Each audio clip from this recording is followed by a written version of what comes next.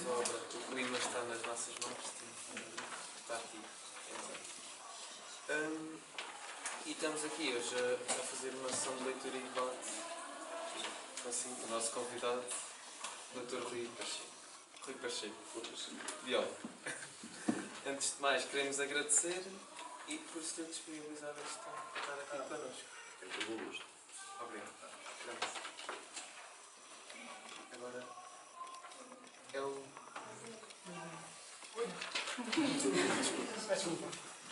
Na última década, a ciência do clima passou por uma revolução e o nosso conhecimento sobre o sistema climático da Terra e de como ele se tem alterado é agora muito maior. Sem dúvida que o clima está sempre a mudar, mas agora isso está a acontecer ao ritmo anormal e somos nós os responsáveis. Infelizmente, a maior parte destas mudanças causarão danos no nosso mundo. Então, as alterações climáticas serão uma enorme ameaça ou nada preocupante, ou situar-se-ão entre uma coisa e outra. Um assunto que acabaremos por ter de enfrentar, mas não para já. Mesmo com cientistas não estão de acordo com todos os aspectos relacionados com o estudo das alterações climáticas. Podes só repetir a última frase que eu não percebi, desculpa. Mesmo os cientistas não estão de acordo com todos os aspectos relacionados com o estudo das alterações climáticas. Eu posso pôr questões a vocês, não? Sim. Vocês acham que há alterações climáticas ou não?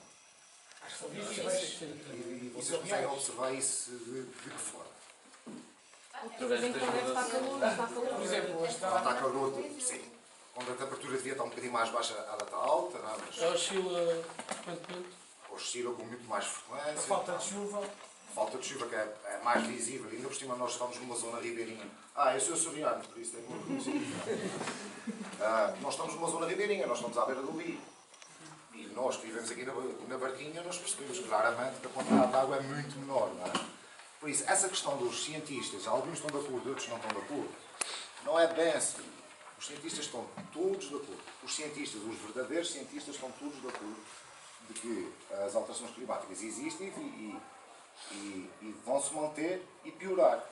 O que existe é um grupo de cientistas que, por razões que não têm a ver com a ciência, têm a ver com razões económicas, vocês sabem o que são razões económicas, principalmente com a economia global, que negam essas alterações climáticas. Mas a verdade é que nós temos verões cada vez mais secos, cada vez mais quentes, e eu estou a falar em Portugal, não estou a falar a nível global, a nossa realidade.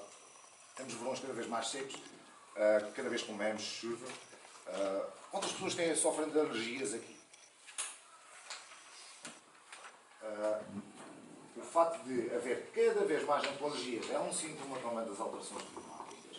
Claramente. Porquê? E vocês normalmente são alérgicos a quê? A pólenes, não é? Se vocês repararem nesses últimos dias, quem sofre de alergia tem ataques cada vez mais fortes, não é? Isso há uma razão. São as grandes variações de temperaturas, ou seja, temperaturas muito mais altas fazem com que as plantas, as gramíneas, as ervas que nós vemos no campo, têm umas pontinhas que se colam à roda, faz com que elas se produzam muito mais rapidamente. Então, quando elas se produzem, uma maior quantidade de pólenes no ar.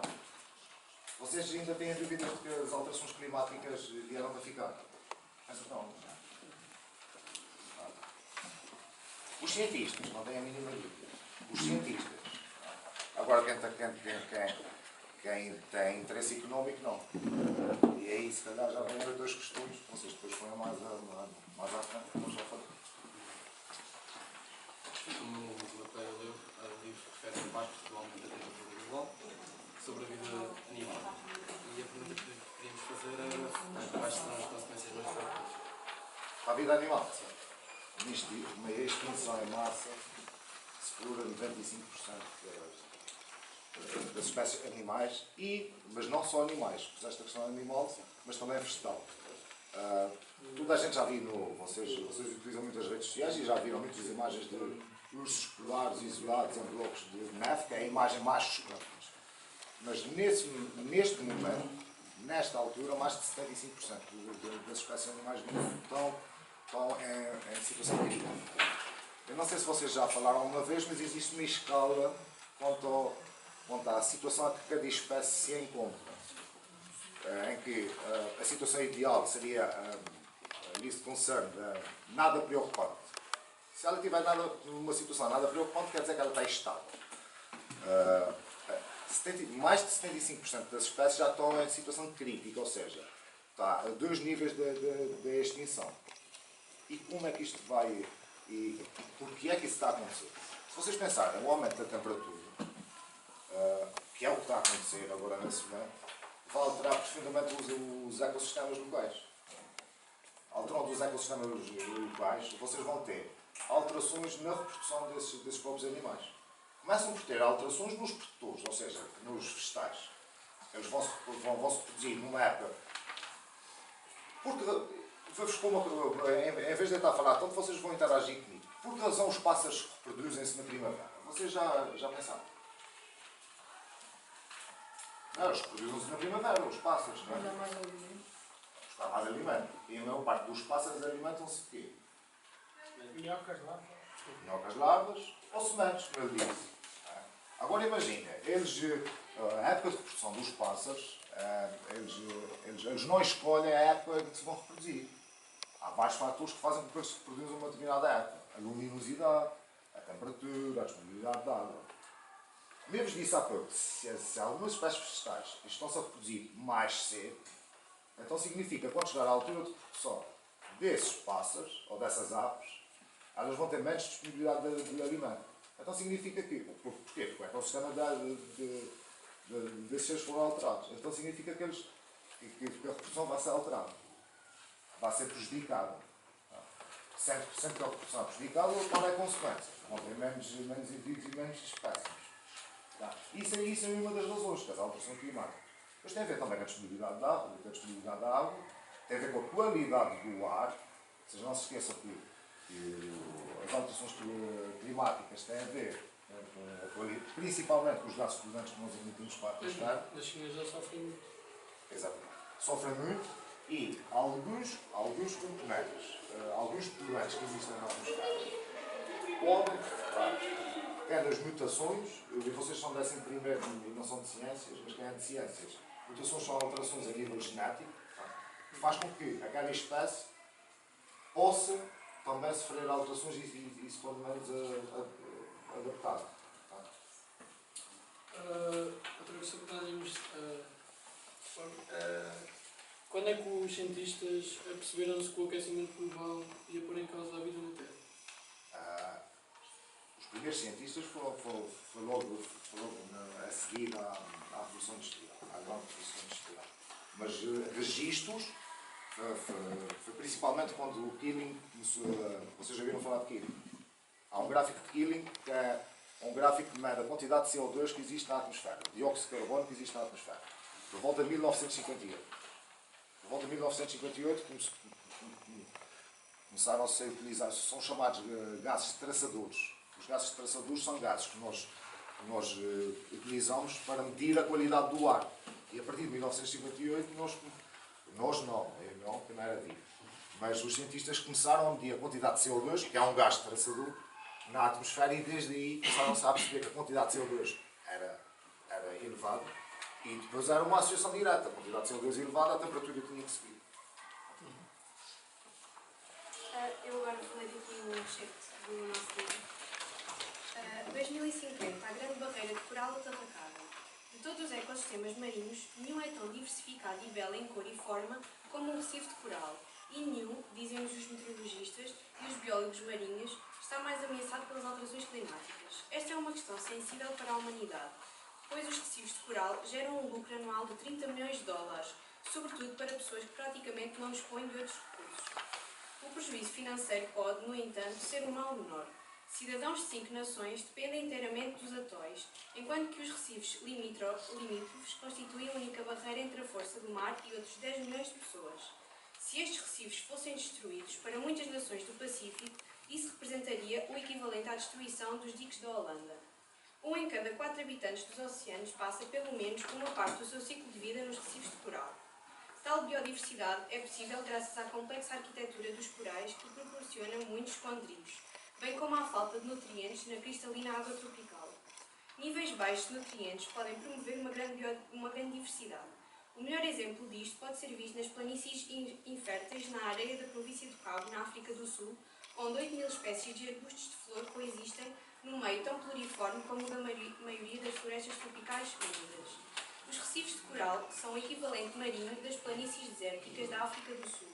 Os inimigos mortais dos recifes de coral são os nutrientes e as alterações que destroem a estrutura dos recifes, porque isso significa a perda da biodiversidade e a proliferação somente de algumas espécies daninhas, sobretudo algas marinhas.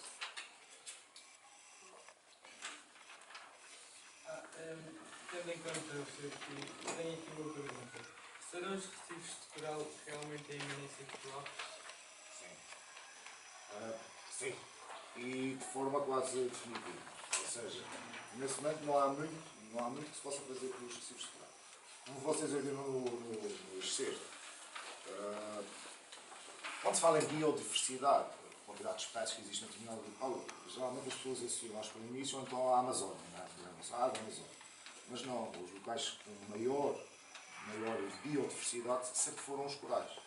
Mas ao mesmo tempo que são os ecossistemas com maior biodiversidade, são também os ecossistemas mais completos e mais frágeis do planeta. Eles são extremamente frágeis, é fácil conduzir à destruição do coral. O coral em si não passa de um conjunto de centenas ou milhares de populações que vivem juntas e funcionam em simbiose, alguns parasitam outros, mas no fundo são milhares de espécies que ali se encontram. O que é que se passa com os corais hoje em dia? Para começar, vocês têm muito dióxido de carbono na atmosfera. E disse que os corais eram muito frágeis. Têm muito dióxido de carbono na atmosfera. Vocês têm a noção que a água, vocês sabem o que é a escala de pH? Ácido e base. A água que nós bebemos normalmente tem um pH próximo do neutro. Isso significa que a maioria dos seres vivos, a maioria, não são todos, mas a maioria dos seres vivos precisam de um meio relativamente neutro para sobreviver. Quando vocês têm muito CO2 na atmosfera, uma parte desse CO2 dissolve-se na água do mar. E isso agora é mais complexo para explicar. Vocês, como científico, sabem melhor que é, quando nós medimos o pH, nós utilizamos um íon, que é o H3 ou mais, pronto, isso não interessa, um íon. Está muito ligado ao íon de carbono também. Então, se vocês têm mais dióxido de carbono na água, significa que aquela água irá ficar cada vez mais ácida. Num sistema que é extremamente frágil, vocês percebem qual é a consequência. É a destruição daquela barreira de coral. Como é que se nota? Só a destruição da barreira de coral, ou das barreiras, que no mundo há cerca de 29, não são tantas, porque representa a maior biodiversidade do planeta, mas representa 0,1% da superfície terrestre, ou seja, não representa quase nada, mas tem muitas espécies. E como é que se nota? Através de um processo chamado de lixiviação, que começa a ficar branco. Toda a gente conhece as barreiras de coral porque são azuis, vermelhas, amarelas, são coloridas, peixes coloridos, e elas começam a perder a cor. E o que é isso de perder a cor? Algumas das espécies que estão nos corais são vegetais coloridos. E esses vegetais, sim, por causa da acidificação, começam a morrer. Podemos fazer muito. Nós, nesse momento, atenção que vocês recebem notícias que dizem estamos mesmo no limite do podermos alterar tudo. Agora também vim dar a minha opinião pessoal. Nós, nesse momento, estamos um bocadinho para lá do limite. Ou seja, houve uma altura em que nós podíamos reverter a situação.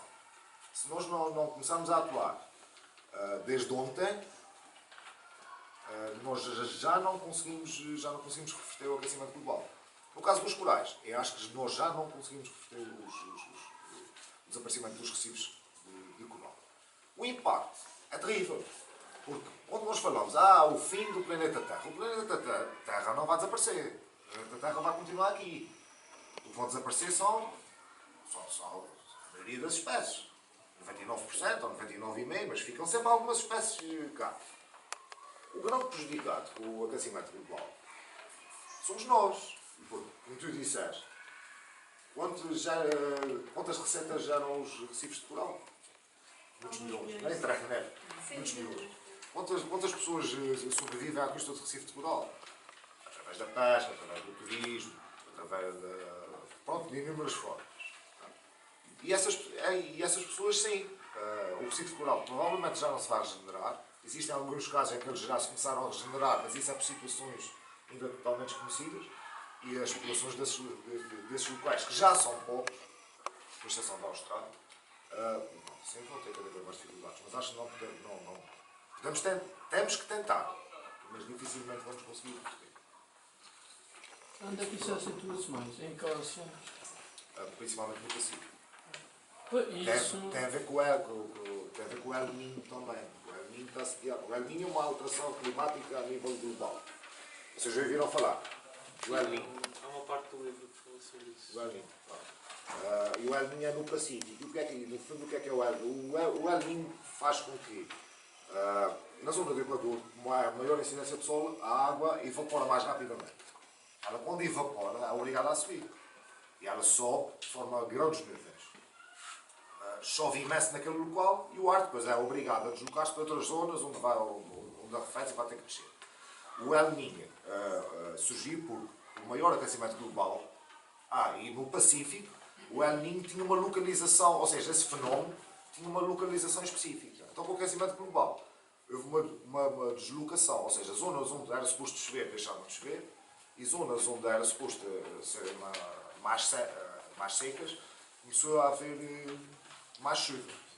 Então começa a alteração, que tem a ver com a temperatura, ocorre essencialmente no Pacífico, e a maior parte dos corais estão no Pacífico, aí é que tu sentes mais. Só que como somos um planeta, qualquer alteração no Pacífico sente-se aqui. E isso afeta sempre economicamente, por pessoas que trabalham. E às vezes as pessoas da política tentam não... Como é que é dizer? Tentam dizer que não estamos a passar por isso, por causa da... economicamente, mas afeta sempre. E afeta sempre. O que se passa no Pacífico afeta aqui, por exemplo. Sim. Vocês ouviram falar das chuvas em Moçambique. Em Moçambique sempre choveu. Nunca choveu foi naquela quantidade. Mas para chover naquela quantidade, porque a quantidade de água que nós temos no planeta, onde se diz, perdemos água, nós não perdemos água. Não há água que vá para o espaço. A água está no planeta e fica no planeta. A quantidade de água é sempre a mesma. O que nós temos é ou mais ou menos água potável. Temos menos água potável. Mais ou menos água poluída. A quantidade de chuva é a mesma. O que chove no planeta durante um ano é exatamente a mesma quantidade. O que é que se anda a passar? Chover mais em Moçambique, chove menos no Alentejo. Para chover mais num lado, tem que chover menos no outro. E é isso que as alterações climáticas têm trazido. E Moçambique é muito afetado pelo Pacífico. Por isso podem ver, o que acontece no Pacífico tem influência na Europa, no Atlântico, tem influência no Índico e em qualquer parte. Eu vou ler um capítulo sobre a pluviosidade. Dos polos ao Equador, a Terra é abrangida por um leque de temperaturas que vão desde os cerca de 40 graus Celsius abaixo de zero até aos 40 graus acima. A 40 graus Celsius, o ar pode ter 470 vezes mais vapor de água do que o ar a menos 40 graus. É isto que determina que os polos sejam grandes desertos de gelo e também é por isso que cada grau que acrescentamos à temperatura global significará um aumento de cerca de 1% da pluviosidade. Esta chuva extra não está uniformemente distribuída. Em vez disso, a chuva está a aparecer em alguns locais e épocas inesperadas, e em outros está a desaparecer. Em muitas partes do mundo a pluviosidade está a aumentar, mas isso não é necessariamente benéfico. À medida que o planeta aquece, maior é a pluviosidade durante o inverno nas latitudes mais elevadas, transformando a neve em gelo, e o que não é benéfico para os habitantes do Ártico. Mais a sul, o aumento da pluviosidade no inverno está a provocar uma mudança indesejada. Em 2003 desencadeou uma época de avalanches mortíferas, enquanto que a primavera de 2004 do Reino Unido foi tão úmida que em muitas regiões a produção de feno tornou-se difícil ou mesmo impossível. Agora que o professor me vai acabou, eu tenho outra pergunta para lhe fazer. Será que as alterações climáticas trarão um déficit permanente de pluviosidade em algumas regiões do globo? Mas também há coisas que sempre existiram no planeta Terra. Zonas com maior pluviosidade e menor pluviosidade. A questão do permanente, nos próximos 1000, 2000, 3000, 4000 anos, sim, ou 1 milhão de anos. Nós estamos a falar de um planeta que tem milhões de anos, não é? 4.000 milhões de anos. Permanente não há de ser. Mas enquanto existir a espécie humana, sim, é permanente. Vocês têm o maior deserto do mundo são os polos. Isso vocês têm a noção. Para ser deserto, vocês medem um deserto em quê? Não é pela quantidade de areia que tem, é pela quantidade de umidade que existe no ar. Se vocês forem para os polos, não há umidade relativa no ar, é quase nenhuma. Normalmente vocês pensam, é o Saara.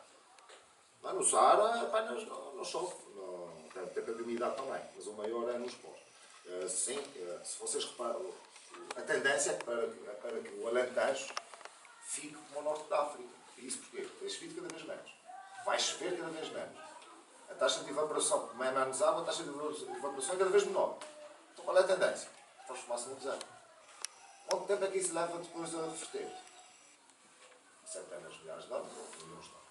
É permanente. É permanente, não é permanente. É como a extinção das espécies. Nós estamos. Vocês sabem que já houve muitas extinções de espécies em massa. 90%, 95%. Têm a noção disso. Quando desapareceram os dinossauros, desapareceram mais de 90%. Isso é cíclico, isso acontece sempre. A única diferença é que nunca foi tão rápido como agora. É porque é a grande diferença. É que nós é que estamos a ser responsáveis. Mas isso acontece sempre. O Alentejo vai ser deserto, daqui a 1 milhão de anos pode ser uma floresta tropical. Isso não sabe. Agora passo a citar um excerto que está inserido na parte 1 sobre a atmosfera. Ao tentar explicar o longo Brown, Bill Rudiman, o cientista do ambiente ligado à Universidade de Virgínia, começou a reparar no fator excepcional, algo que esteve presente neste último ciclo, mas em nenhum dos anteriores. Esse fator excepcional, concluiu, somos nós. O premiado Nobel Paul Crutzen, distinguido pelo trabalho de investigação sobre o buraco do ozono, e os seus colegas já tinham reconhecido e nomeado um novo período geológico em honra da nossa espécie. Chamaram-lhe Antropoceno, que significa a Era da Humanidade, e assinalaram a alvorada da mesma em 1800, quando o metano e o CO2, lançados para a atmosfera pelas gigantescas máquinas da Revolução Industrial, começaram pela primeira vez a influenciar o clima da Terra. Rudiman foi mais além. Detectou o que acredita serem influências humanas sobre o clima da Terra, ocorrida muito antes de 1800. Ao registrar em gráficos os níveis de dois dos principais gases com efeito de estufa, metano e CO2, contidos em bolhas de ar existentes em lençóis de gelo na Groenlândia e Antártida, Rudiman descobriu que terem tido início há 8.000 anos. Os ciclos de Milankovitch não podiam explicar o que de fato aconteceu. Nessa altura, o metano deveria ter começado a entrar em declínio, e há 5.000 anos esse declínio intensificar-se-ia rapidamente. Em vez disso, após um ligeiro decréscimo, as concentrações de metano iniciaram uma lenta, mas enfática subida. Rudiman argumenta que isto é uma evidência de que as emissões de metano, até então controladas pela natureza, estavam agora na mão dos humanos, pelo que podemos assinalar alvorada de um antropocénico há 8.000 anos em vez de há 200 anos. E a pergunta que está relacionada, por causa destes resultados, estão relacionadas com a atmosfera. Qual é a importância da atmosfera para o planeta? É total. Sem a atmosfera, nós não estávamos aqui sentados. Bom, para começar, controla a temperatura. Vocês não se esqueçam que temos uma estrela que emite bastante energia. Se não tivéssemos uma atmosfera que refletisse uma parte do calor, não vou chamar energia, vou chamar calor. Se não tivéssemos uma atmosfera que refletisse uma parte desse calor, tínhamos temperaturas, nós não conseguiríamos sobreviver. E não é só isso que é. Durante o dia, quando os raios solares incidem, há uma parte que é refletida e uma parte que é absorvida pela Terra. Mas se não existisse a atmosfera, como que tivéssemos à noite, o que é que ia acontecer todo o calor que tinha chegado à superfície terrestre? Voltava para o espaço. Íamos ter temperaturas de quanto? Menos 150, menos 200, menos 300, menos 500, sabe-se lá. Não é? Era totalmente impossível. Ou seja, para além de não permitir que aumente muito a temperatura, através da reflexão, também impede que o calor que nós recebemos durante o dia saia durante a noite. Esse é um dos fatores. O segundo fator é, toda a gente já viu estrelas cadentes aqui. Já viram? Se não fosse a atmosfera, vocês viam a estrela cadente, mas era encher na cabeça. Não é? Porque a atmosfera protege contra objetos estranhos que vêm do espaço. realmente o atrito faz com que eles se destruam. Falaram do buraco do ozono. O buraco do ozono, porque os raios solares não são só energia, não são só calor, têm também radiações que são prejudiciais. Temos os ultravioletas. Se não fosse a camada do ozono, que funciona como escudo, a camada do ozono. Claro que funciona como escudo é esses raios ultravioleta. Há uma razão de nós não conseguirmos sobreviver. O oxigênio que nós utilizamos, o CO2 que as plantas utilizam para produzir matéria orgânica. Sem a atmosfera como nós temos. Esse é o tipo de atmosfera. Porque a atmosfera já foi diferente. A atmosfera já foi muito rica em metano. De uns anos atrás. Mas há uma questão que é, vocês nesse momento, a grande preocupação não é o buraco do ozono. As pessoas não, nesse momento o buraco do ozono já não é o buracão que era. Já começou a diminuir. E isso resulta a destruição, o aparecimento do buraco do ozono foi a ação do homem. Mas também o facto de ele estar a diminuir também é a ação do homem. Foram as políticas que nós adotamos. Vocês não sabem, mas quem é mais velho sabe que antes os frigoríficos utilizavam um gás que destruía a camada do ozono. Vocês, a maior parte utiliza agora desodorizante roll-on, não é? Os que usam spray, são sprays completamente diferentes do que nós usávamos. Os nossos tinham um gás, que era as CFCs, que destruíam a camada do ozono. Como estão? Foram todos proibidos. Então foram todos proibidos, o buraco do ozono está a diminuir. Mas a atmosfera, sim. A atmosfera temos que ficar. Não permite que a água saia, porque para haver vida precisamos de quê? Todo o ser vivo precisa de água. Precisamos de água. Qualquer tipo de ser vivo precisa de água. É bom que a água não saia do planeta. E não sei porquê. Graças à atmosfera. Outra pergunta seria que condições teria o planeta sem a atmosfera que temos agora? E como o senhor já respondeu praticamente à pergunta que eu estou a fazer, eu queria também adicionar se era possível, seja qualquer tipo de ser vivo, tanto como micro-organismos ou de género, sobreviver no planeta sem a atmosfera. Sim. Uma grande quantidade ou pouca? Com a atmosfera ou sem a atmosfera? Sem a atmosfera. Sem a atmosfera. Sem a atmosfera éramos como qualquer outro. Olha, basta olhar para a Lua. Era mais ou menos para a Lua. E um ser vivo viver sem atmosfera. Nós temos uma noção de ser vivo muito humana. Quando pensamos em ser vivo, pensamos. Vocês já são mais velhinhos, já sabem que há muitos tipos de seres vivos, há bactérias, há vírus. Mas normalmente nós pensamos na vida como aquela que nós conhecemos na Terra. Pode haver vida extraterrestre. Quando se fala de vida extraterrestre, não estou a falar de capsulas de olhos, um olho e cor verde. Para que haja vida, tu precisas ter 3 compostos: carbono, hidrogênio e oxigênio. E tens esses três compostos, eles conjugados da forma correta, tens vida. Sim, já foi encontrada vida em meteoros, em meteoritos. Não é vida, não tem pernas, não fala, não bebe, mas sim, são partículas de vida, sim, pode existir vida. E se nós perdermos a atmosfera, nada garante que não exista vida diferente. Não sei se vai haver, mas pode haver.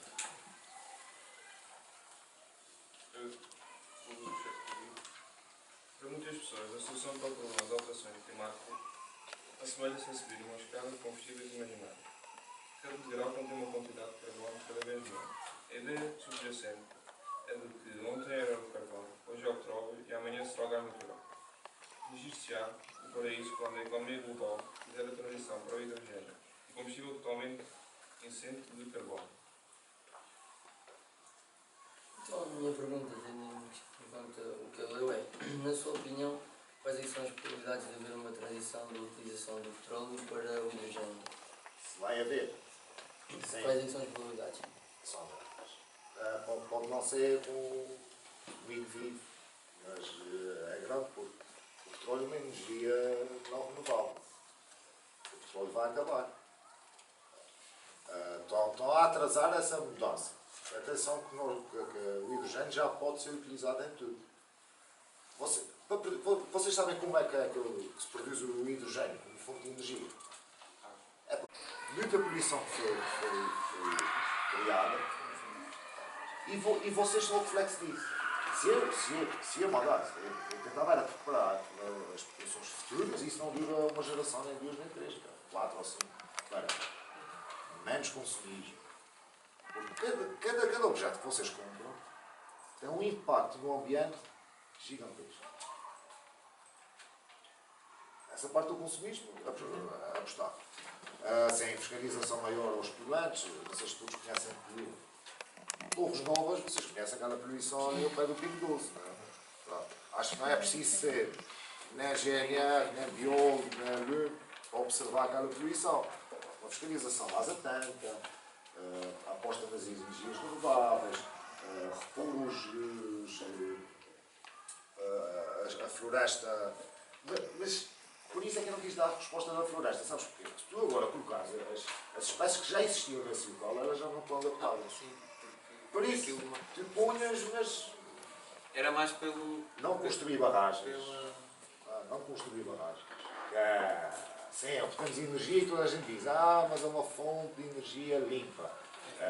Olham para o Tejo, mas olham para o Tejo e olham para os Ezos e digam se é assim tão benéfico.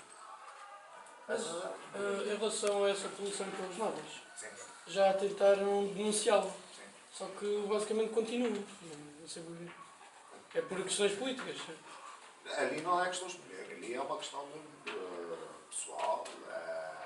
Foi apresentada a queixa, foi a tribunal, foi condenado, mas toda a gente, mas isso é bom que seja assim. Atenção que eu não estou a criticar, porque normalmente as pessoas dizem a justiça leva muito tempo, a justiça, os tribunais. Mas agora imaginem que vocês, algum dia, não vão ter, mas tinham um problema com a justiça. Tinham um problema. Eram acusados de algo. E a justiça era tão rápida que aquele processo não era bem conduzido. Tudo o que seja feito depressa pode ter erro. E vocês eram realmente inocentes. Pronto, o que aconteceu ali foi mais ou menos isso. Que é, nós não temos grandes dúvidas que é um poluente ali. Foi ao tribunal, foi condenado. Mas ele tem direito a bom recurso. A dizer, olha, eu não concordo com essa... Então vai ser reavaliado. É só uma questão de tempo. Mas uma fiscalização mais apertada. Mas o que apostava realmente era mesmo na educação da população, mas isso, só que nós não temos tempo agora. Agora tem que ser mais tempo. Querem colocar mais alguma outra questão que não tenha sido colocada? Não? Então, só nos resta agradecer a presença do Dr. Rui Pacheco e agradecer também aos alunos, que eles também fizeram um bom trabalho. Fizeram um bom trabalho. E gostaram do livro? Sim.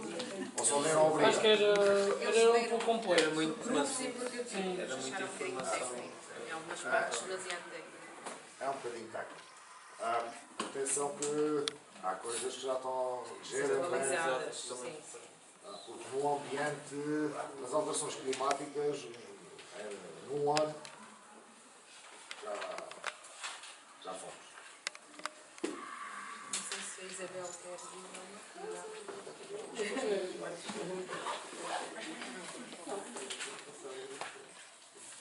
As dificuldades que eles sentiram foi de facto técnico. Eu só consegui ler a primeira parte, porque não vi os números suficientes, mas espero que também não seja realmente em concordar com a realidade. Não é fácil. Era difícil, mas pronto, mas depois de entrar consegui ter extrair o essencial. Sim, e vocês nesse livro não têm que preocupar muito com a parte técnica. O conteúdo. A parte técnica, o que é que vos interessa muito saber que é um gasto traçador? Interessa para quem vai para a área, né? Mas é a mensagem que o livro tem. Ficam com ideias dos problemas. O resto é só ir ao Google e ver o que é que significa. Já que vocês têm essa ferramenta, vão lá e ver. Está bem? Muito obrigado.